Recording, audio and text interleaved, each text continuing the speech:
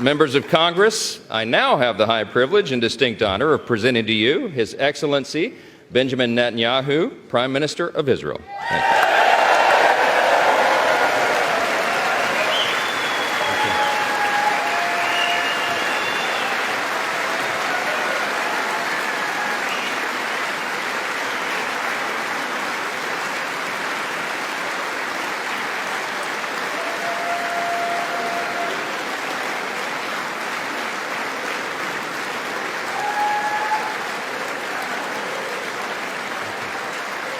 Thank you.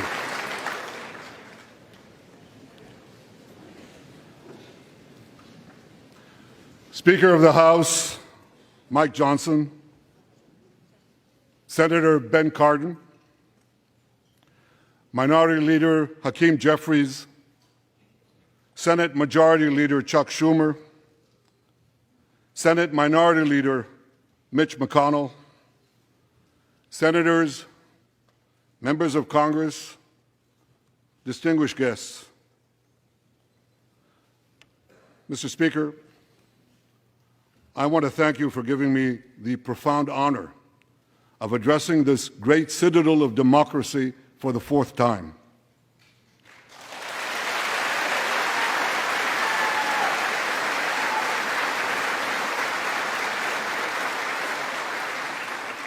We meet today at a crossroads of history.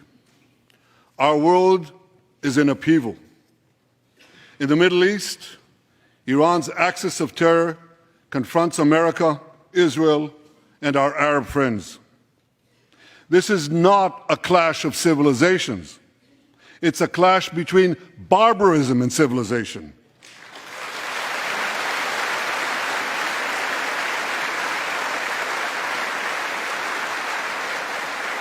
It's a clash between those who glorify death and those who sanctify life.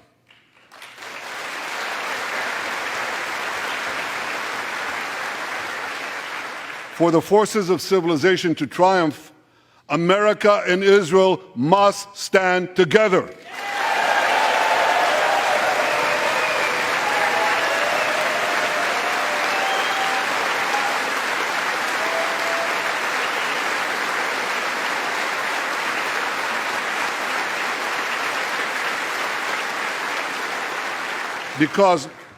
Because when we stand together, something very simple happens. We win, they lose.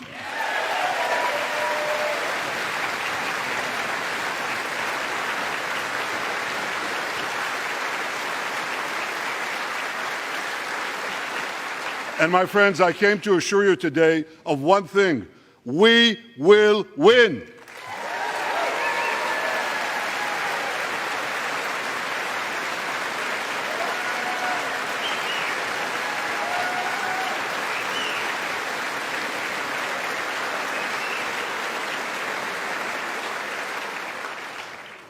Ladies and gentlemen, like December 7th, 1941, and September 11th, 2001, October 7th is a day that will forever live in infamy. It was the Jewish holiday of Simchat Torah. It began as a perfect day, not a cloud in the sky. Thousands of young Israelis were celebrating at an outdoor music festival.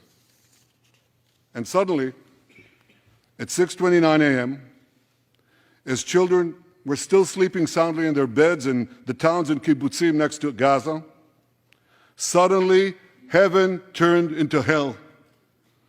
3,000 Hamas terrorists stormed into Israel. They butchered 1,200 people from 41 countries, including 39 Americans. Proportionately, compared to our population size, that's like 20 9/11s in one day. And these monsters, they raped women, they beheaded men, they burned babies alive, they killed parents in front of their children, and children in front of their parents. They dragged 255 people, both living and dead, into the dark dungeons of Gaza. Israel has already brought home 135 of these hostages, including 7 who were freed in daring rescue operations.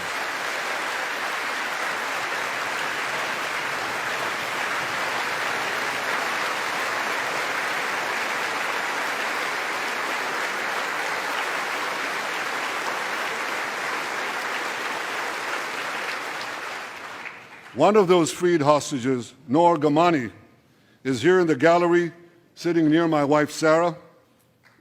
On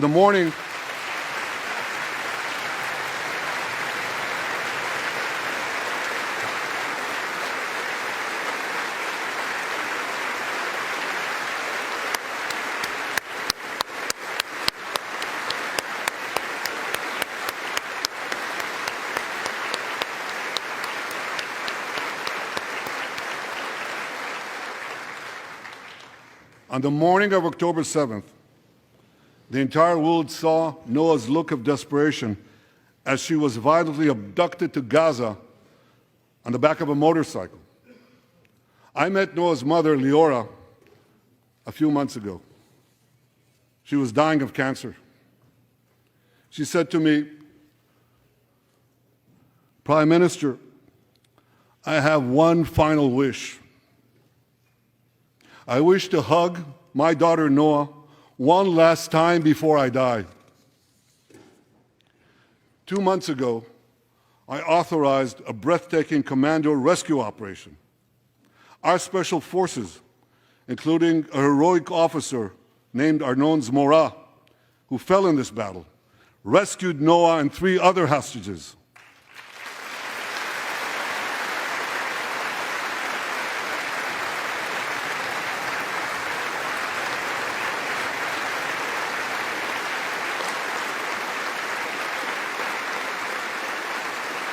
Noa, I think it's one of the most moving things. When Noa was reunited with her mother, Leora, and her mother's last wish came true. Noa, we're so thrilled to have you with us today. Thank you.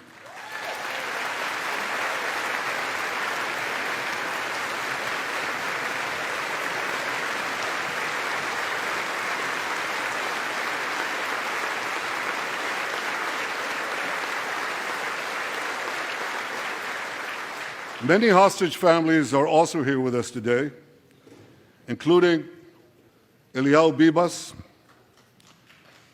Eliyahu Bibas is the grandfather of those 2 beautiful red-headed boys, the Bibas boys, toddlers. And they were taken hostage with their mother and Eliyahu's son. The entire family was taken hostage. 2 beautiful red-haired children taken hostage. What monsters. And with us also is Iris Chaim, whose son, Yotam, bravely escaped Hamas captivity with 2 other Israelis, and tragically they were killed making their way back to our lines. We have with us also the families of American hostages. They're here.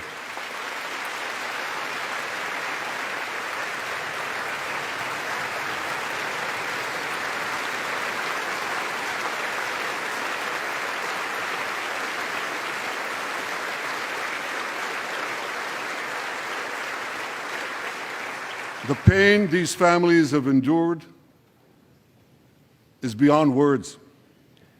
I met with them again yesterday, and I promised them this: I will not rest until all their loved ones are home, all of them.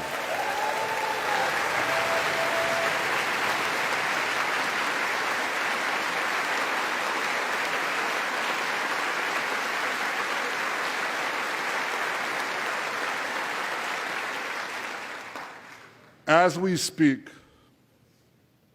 we're actively engaged in intensive efforts to secure their release, and I'm confident that these efforts can succeed. Some of them are taking place right now.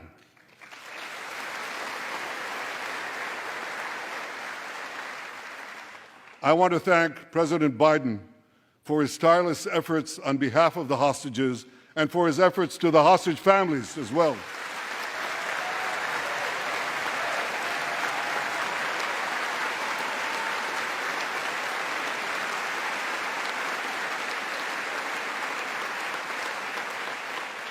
I thank President Biden for his heartfelt support for Israel after the savage attack on October 7th. He rightly called Hamas sheer evil. He dispatched 2 aircraft carriers to the Middle East to deter a wider war. And he came to Israel to stand with us during our darkest hour, a visit that will never be forgotten.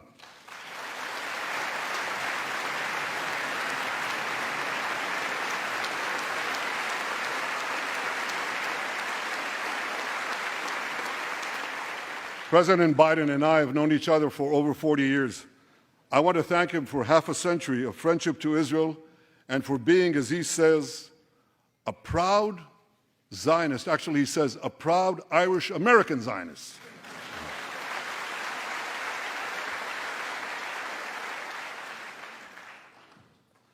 My friends, for more than 9 months, Israel's soldiers have shown boundless courage. With us today,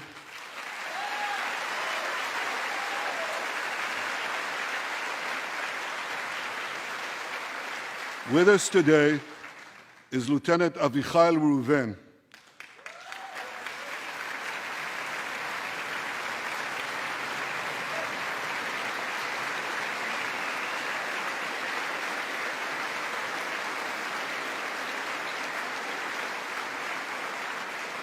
Avichai is an officer in the Israeli paratroopers. His family immigrated to Israel from Ethiopia. In the early hours of October 7th, Avichai heard the news of Hamas's bloody rampage. He put on his uniform, grabbed his rifle, but he didn't have a car. So he ran 8 miles to the front lines of Gaza to defend his people.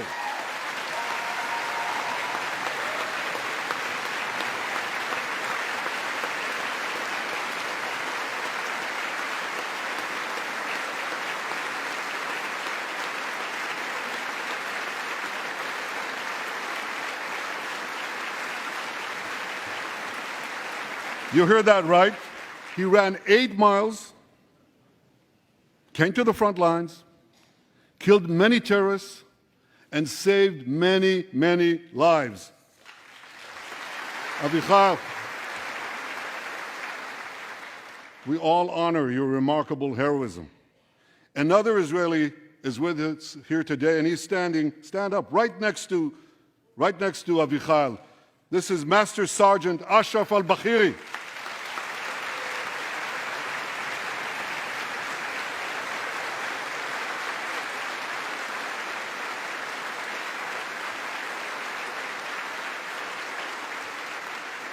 Ashraf is a Bedouin soldier from the Israeli Muslim community of Raat.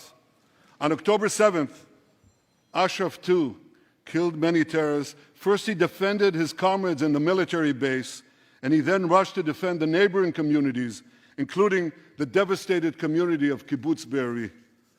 Like Ashraf,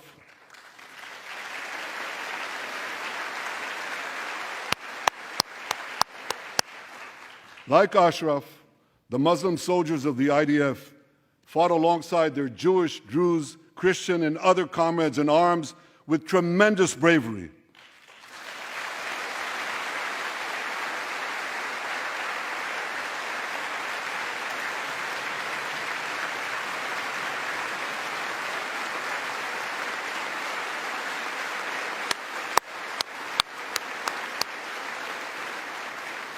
A third hero, Lieutenant Asa Sofer, is also here with us.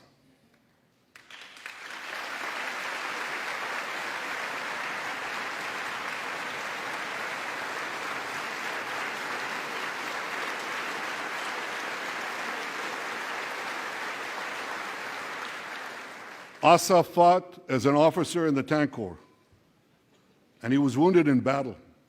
He was wounded in battle while protecting his fellow soldiers from a grenade. He lost his right arm and the vision in his left eye. He's recovering, and incredibly, within a short time, Asa will soon return to active duty as a commander of a tank company.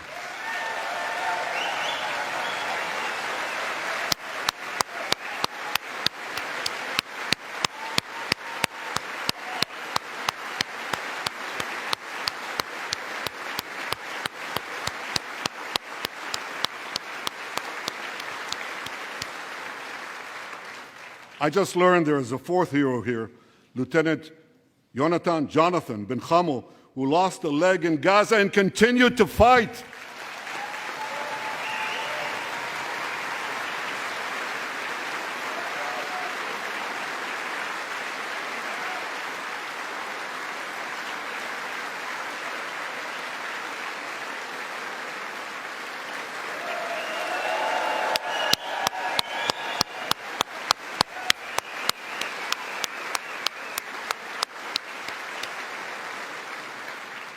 My friends, these are the soldiers of Israel, unbowed, undaunted, unafraid.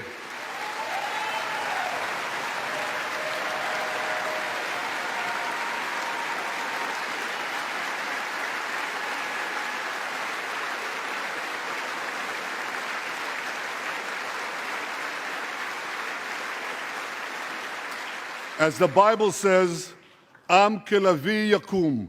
They shall rise like lions. They have risen like lions. The lions of Judah, the lions of Israel.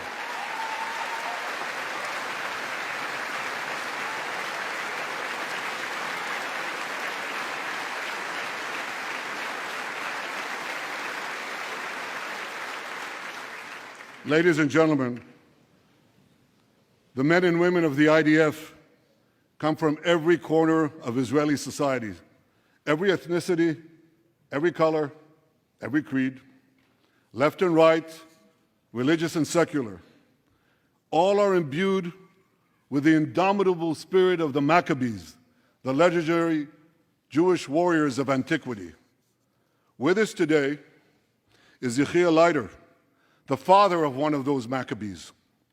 Yechiel's father escaped the Holocaust and found refuge in America.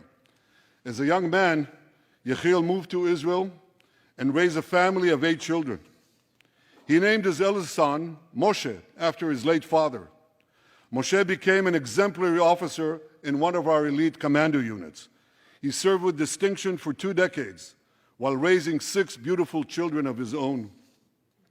On October 7th, Moshe volunteered to return to combat. 4 weeks later, he was killed when a booby-trapped mine exploded in a tunnel shaft right next to a mosque. At his son's funeral, Yechiel said this: "If the state of Israel had not been established after the Holocaust, the image engraved in our collective memory would have been the photograph of that helpless Jewish boy in the Warsaw Ghetto holding his hands up in the air with Nazi rifles pointed at him. But because of the birth of Israel," Yechiel continued, "because of the courage of soldiers like my son Moshe, the Jewish people are no longer helpless in the face of our enemies."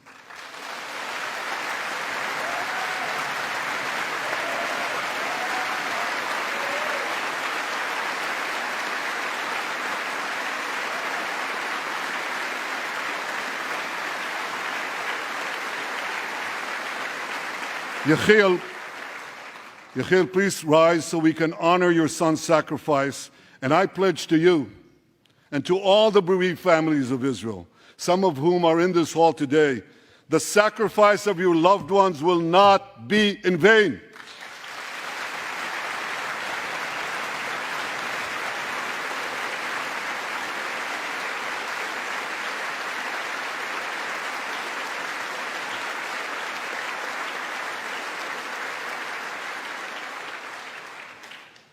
It will not be in vain because for Israel, never again must never be an empty promise.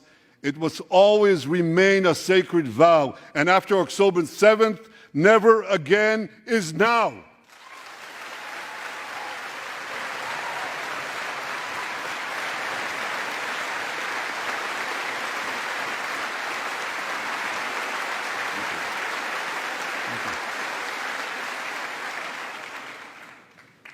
My friends, defeating our brutal enemies requires both courage and clarity. Clarity begins by knowing the difference between good and evil. Yet incredibly, many anti-Israel protesters, many choose to stand with evil. They stand with Hamas. They stand with rapists and murderers. They stand with people who came into the kibbutzim, into a home. The parents hid the children, the 2 babies, in the attic, in a secret attic. They murder the families, the parents. They find the secret latch to the hidden attic, and then they murder the babies. These protesters stand with them. They should be ashamed of themselves.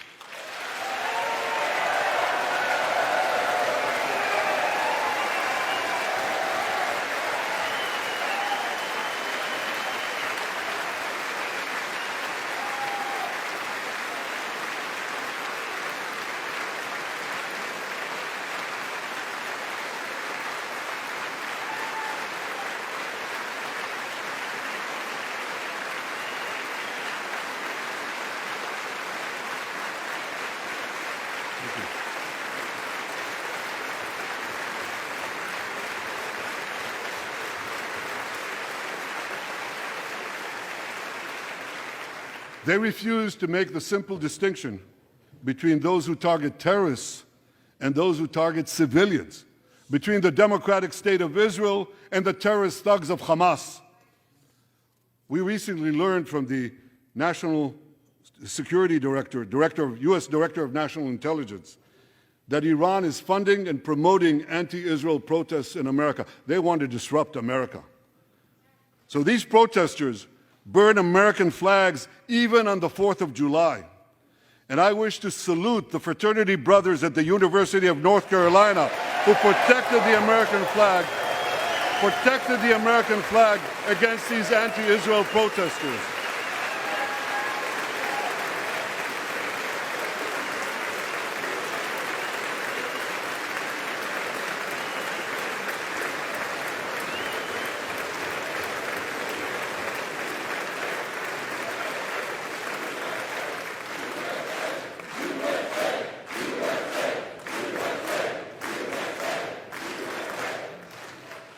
For all we know, Iran is funding the anti-Israel protests that are going on right now outside this building. Not that many, but they're there, and throughout the city. Well, I have a message for these protesters. When the tyrants of Tehran, who hang gays from cranes and murder women for not covering their hair, are praising, promoting, and funding you, you have officially become Iran's useful idiots.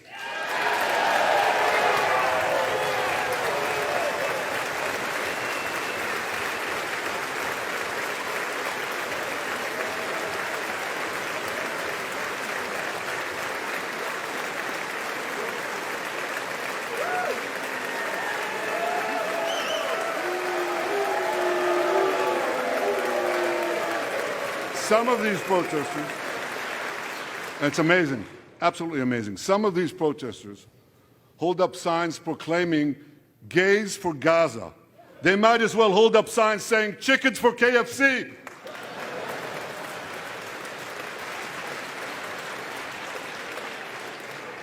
These protesters chant from the river to the sea, but many don't have a clue what river and what sea they're talking about.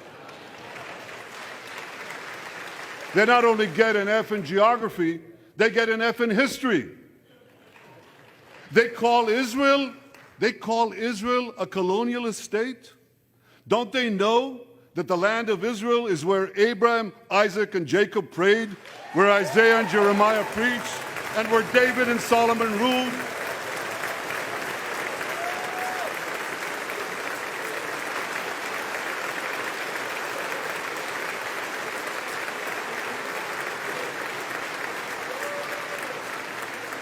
For nearly 4,000 years, the land of Israel has been the homeland of the Jewish people. It's always been our home. It will always be our home.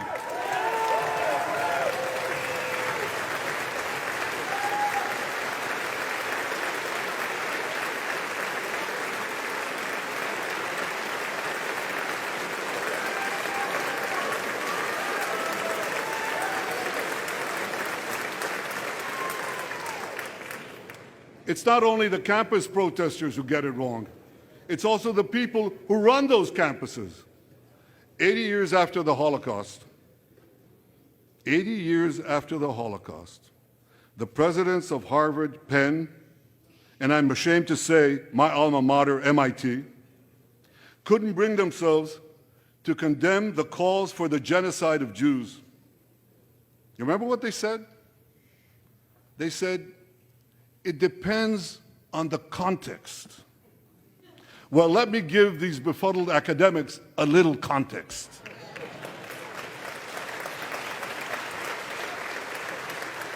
Anti-Semitism is the world's oldest hatred. For centuries, the massacre of Jews was always preceded by wild accusations. We were accused of everything from poisoning wells, to spreading plagues, to using the blood of slaughtered children to bake Passover matzahs. These preposterous anti-Semitic lies led to persecution, mass murder, and ultimately to history's worst genocide, the Holocaust. Now, just as malicious lies were leveled for centuries at the Jewish people, malicious lies are now being leveled at the Jewish state. No, don't applaud. Listen. The outrageous slanders that paint Israel as racist and genocidal are meant to delegitimize Israel, to demonize the Jewish state, and to demonize Jews everywhere. And no wonder we've witnessed an appalling rise of anti-Semitism in America and around the world. My friends, whenever and wherever we see the scourge of anti-Semitism, we must unequivocally condemn it and resolutely fight it, without exception.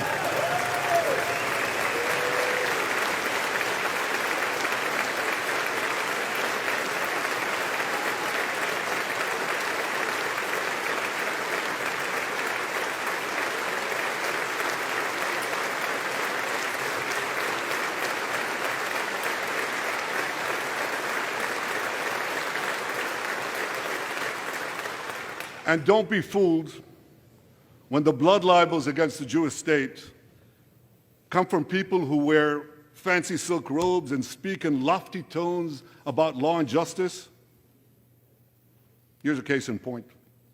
The prosecutor of the International Criminal Court has shamefully accused Israel of deliberately starving the people of Gaza. This is utter, complete nonsense. It's a complete fabrication.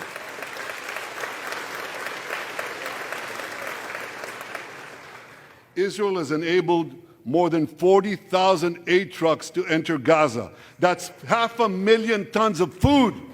And that's more than 3,000 calories for every man, woman, and child in Gaza. If there are Palestinians in Gaza who aren't getting enough food, it's not because Israel is blocking it, it's because Hamas is stealing it.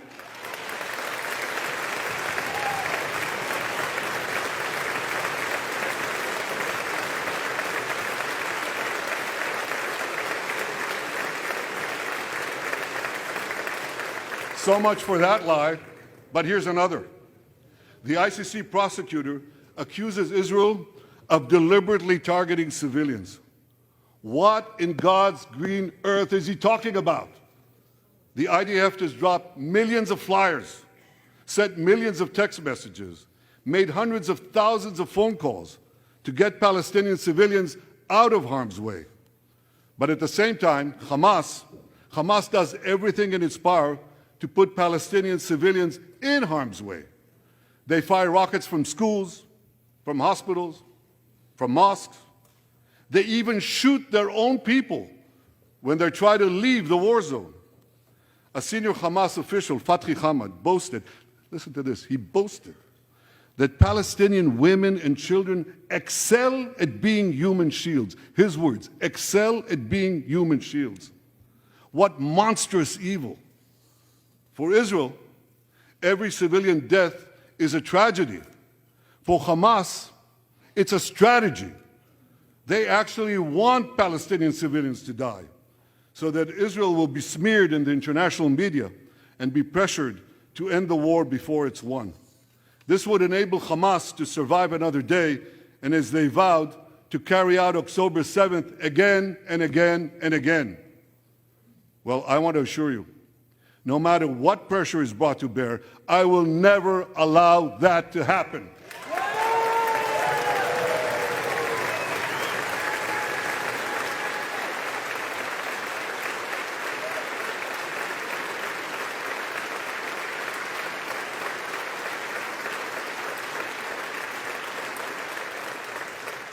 The vast majority of Americans have not fallen for this Hamas propaganda. They continue to support Israel. And I want to say thank you, America, and thank you, senators and House members who continue to support us, continue to support Israel, continue to support the truth and see through the lies. But as for the minority that may have fallen for Hamas's cons job, I suggest you listen to Colonel John Spencer. John Spencer is head of urban warfare studies at West Point. He studied every major urban conflict. I was going to say in modern history. He corrected me, no, in history. Israel, he said, has implemented more precautions to prevent civilian harm than any military in history and beyond what international law requires.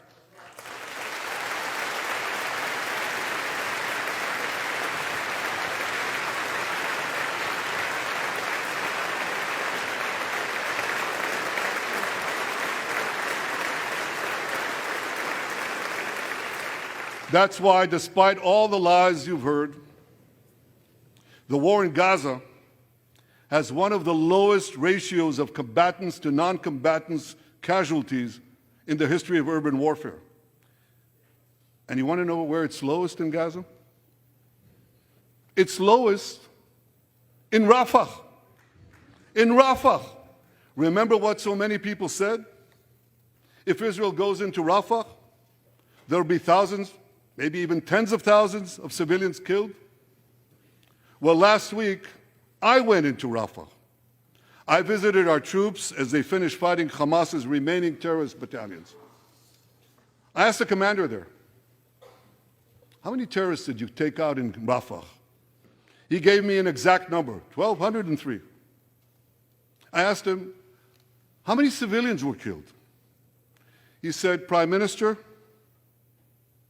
practically none, with the exception of a single incident where shrapnel from a bomb hit a Hamas weapons depot and unintentionally killed 24 people.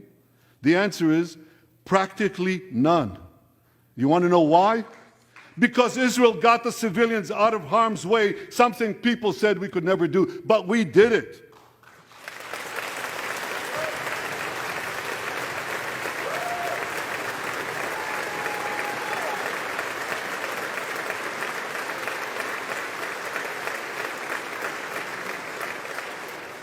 These heroes here today, the heroic soldiers of Israel, should not be condemned for how they're conducting the war in Gaza. They should be commended for it.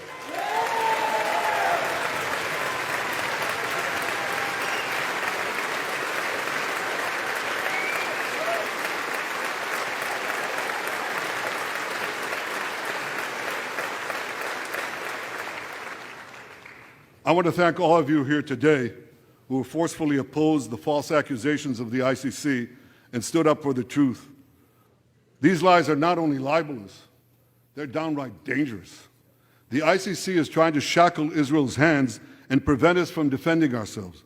And if Israel's hands are tied, America is next. And I'll tell you what else is next. The ability of all democracies to fight terrorism will be imperiled. That's what's on the line. So let me assure you, the hands of the Jewish state will never be shackled. Israel will always defend itself.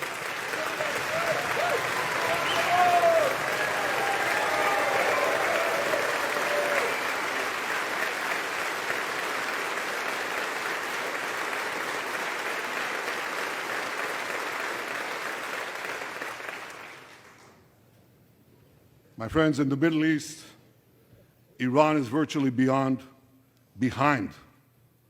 all the terrorism, all the turmoil, all the chaos, all the killing. And that should come as no surprise. When he founded the Islamic Republic, Ayatollah Khomeini pledged We will export our revolution to the entire world.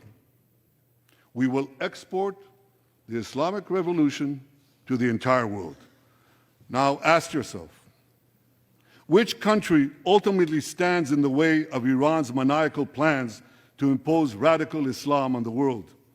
And the answer is clear. It's America, the guardian of Western civilization and the world's greatest power.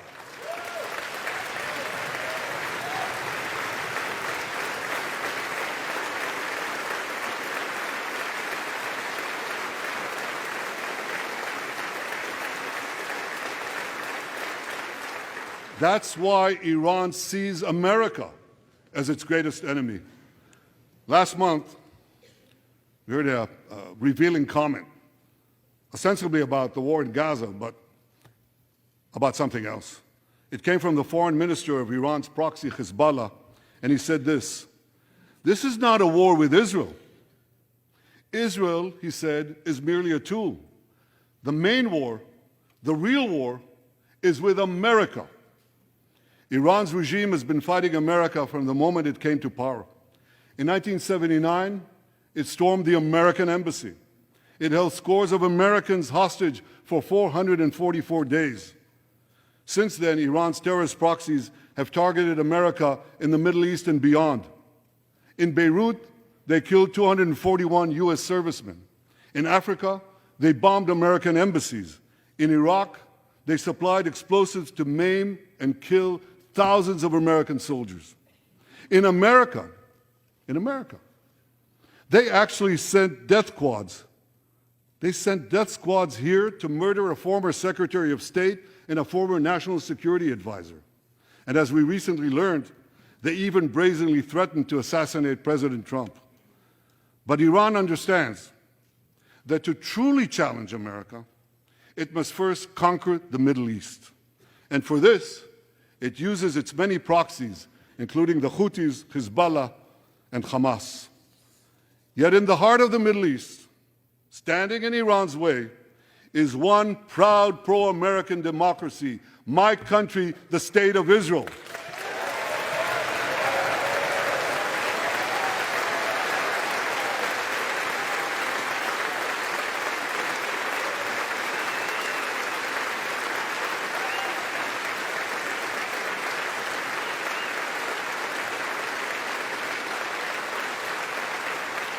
That's why the mobs in Tehran chant death to Israel before they chant death to America.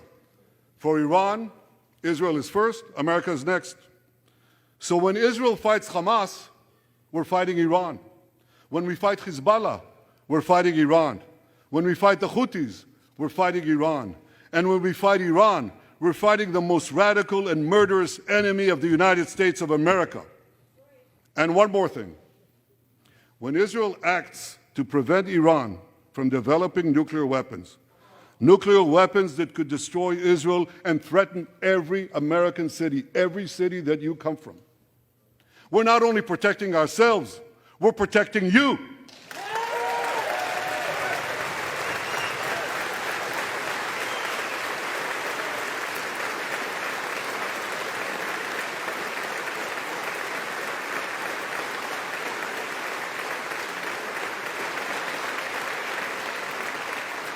My friends, if you remember one thing from the speech, remember this: our enemies are your enemies. Our fight is your fight, and our victory will be your victory.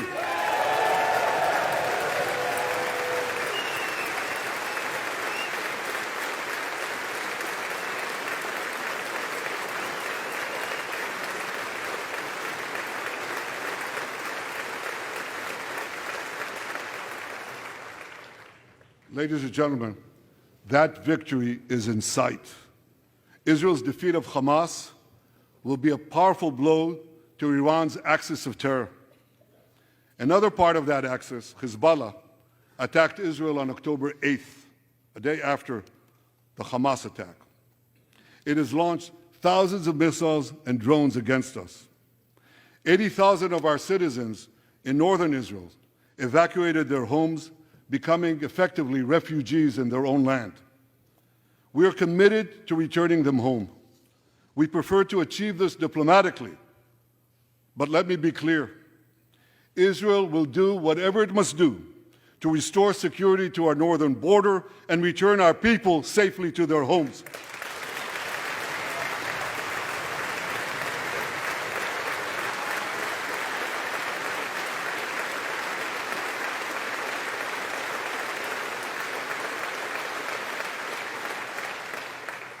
Last Friday, a third Iranian proxy, the Houthis, attacked Tel Aviv with a deadly drone.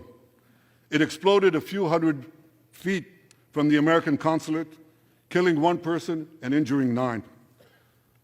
On Saturday, I authorized a swift response to that attack. All our enemies should know this. Those who attack Israel will pay a very heavy price. And as we defend ourselves,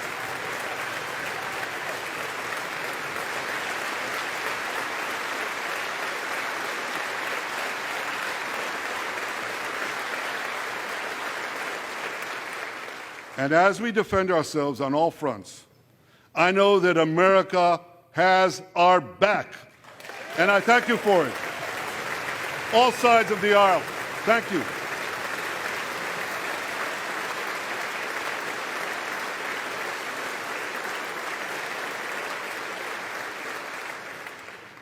My friends, for decades, America has provided Israel with generous military assistance, and a grateful Israel has provided America with critical intelligence that saved many lives.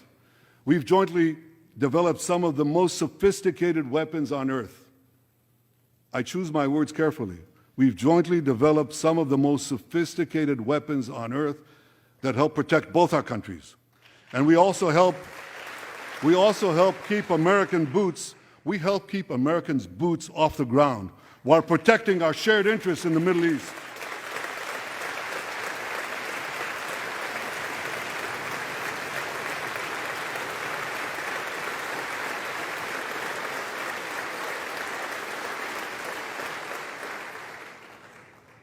I deeply appreciate America's support, including in this current war. But this is an exceptional moment. Fast-tracking U.S. military aid can dramatically expedite an end to the war in Gaza and help prevent a broader war in the Middle East.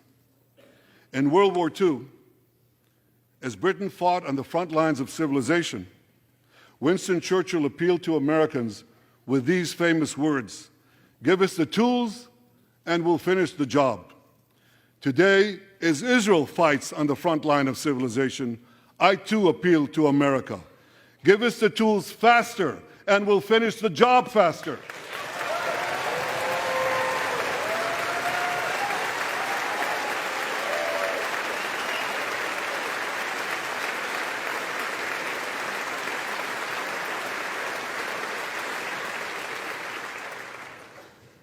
My dear friends, the war in Gaza could end tomorrow if Hamas surrenders, disarms, and returns all the hostages.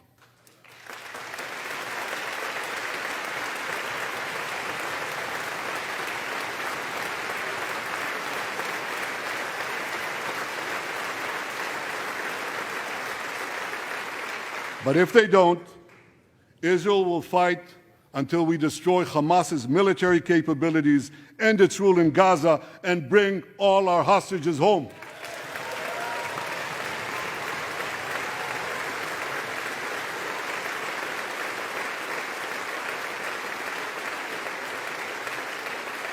That's what total victory means, and we will settle for nothing less.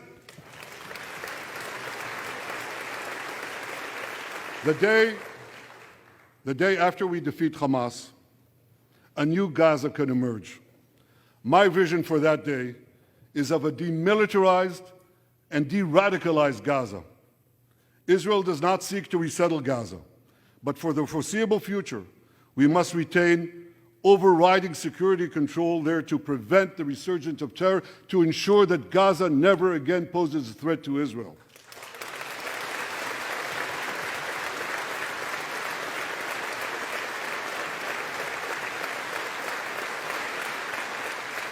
Gaza should have a civilian administration run by Palestinians who do not seek to destroy Israel. That's not too much to ask. It's a fundamental thing that we have a right to demand and to receive.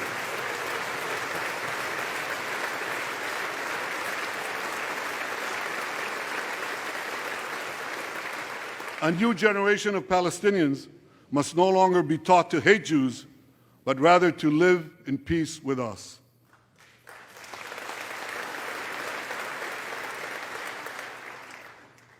Those twin words, demilitarization and de-radicalization, those two concepts were applied to Germany and Japan after World War II, and that led to decades of peace, prosperity, and security.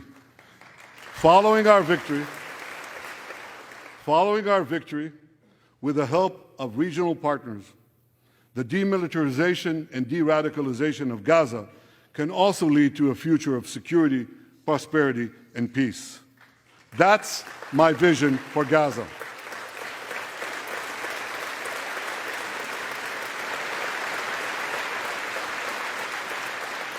Now, here's my vision for the broader Middle East.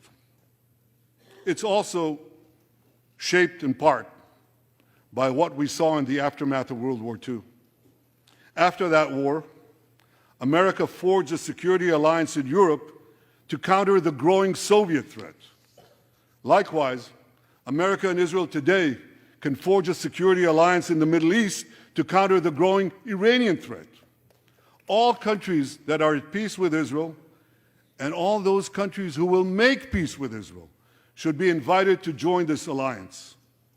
We saw a glimpse of that potential alliance on April 14th. Led by the United States, more than half a dozen nations worked alongside Israel to help neutralize hundreds of missiles and drones launched by Iran against us. Thank you, President Biden, for bringing that coalition together.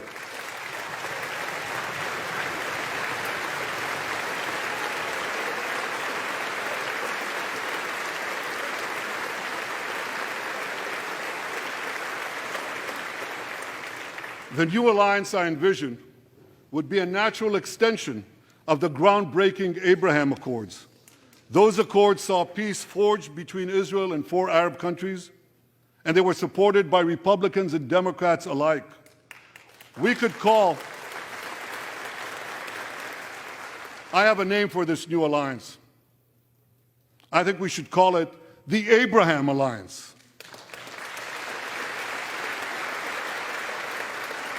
I want to thank President Trump for his leadership in brokering the historic Abraham Accords.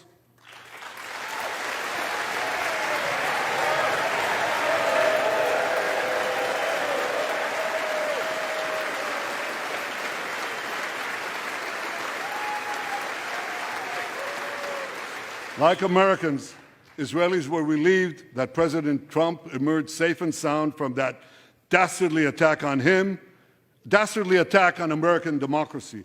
There is no room for political violence in democracies.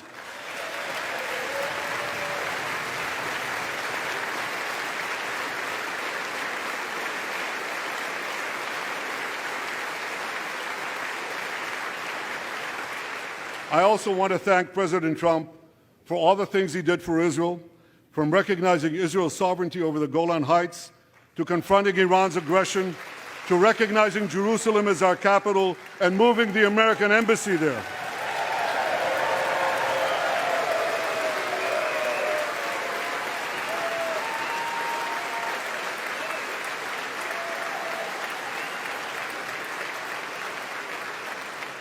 That's Jerusalem, our eternal capital, never to be divided again.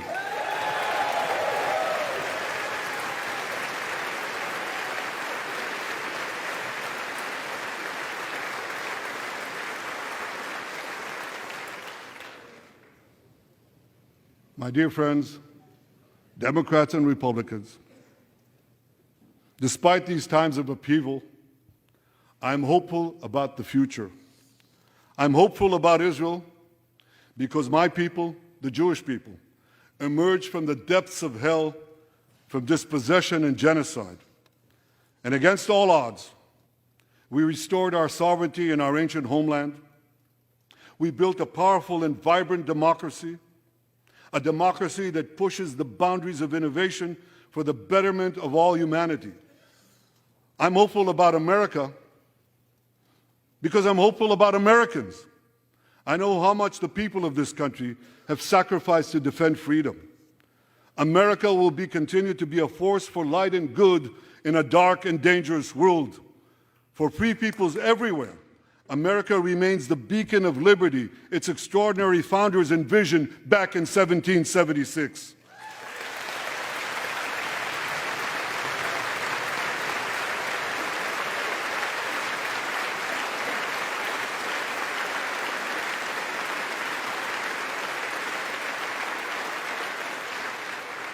Working together, I'm confident that our two nations will vanquish the tyrants and terrorists who threaten us both.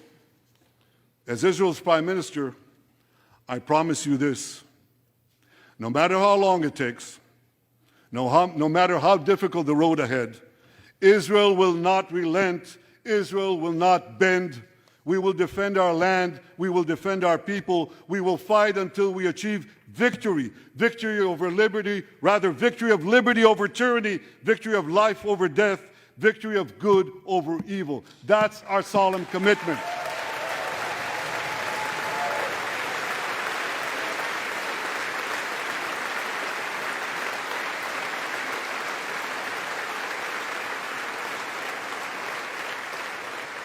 And we will continue to work with the United States and our Arab partners to transform a troubled region from a backwater of repression, poverty, and war into a thriving oasis of dignity, prosperity, and peace. In this noble mission, as in many others, Israel will always remain America's indispensable ally. Through thick and thin,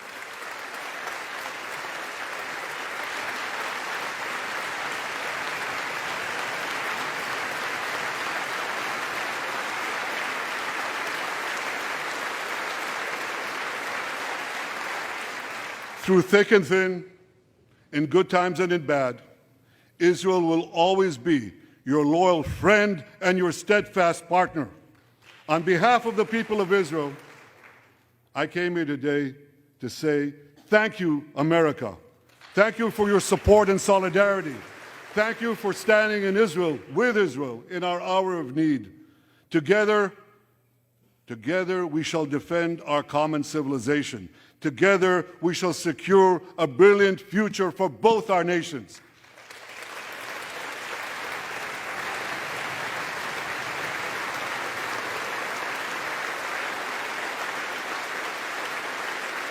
May God bless Israel, may God bless America, and may God bless the great alliance between Israel and America forever.